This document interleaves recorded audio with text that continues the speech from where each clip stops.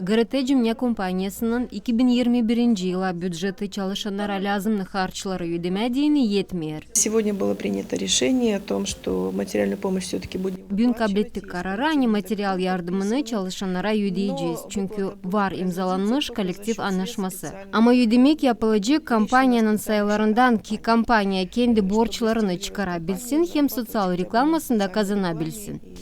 активно взыскивать свои дебиторские задолженности.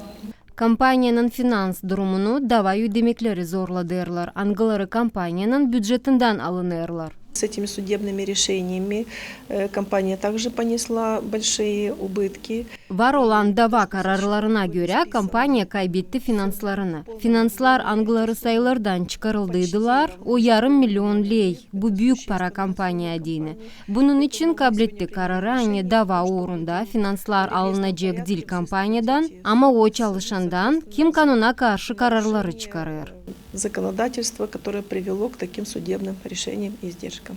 ГРТ Cümle Kompanyası kanuna göre reklamada yok nece kazansın. Bunun için yardımcı paralar kampanyaya gelmiyorlar. Svetlana Dimitrogla, Grigoriy Stavilov, Evgeniy Melnik, ГРТ Haberler.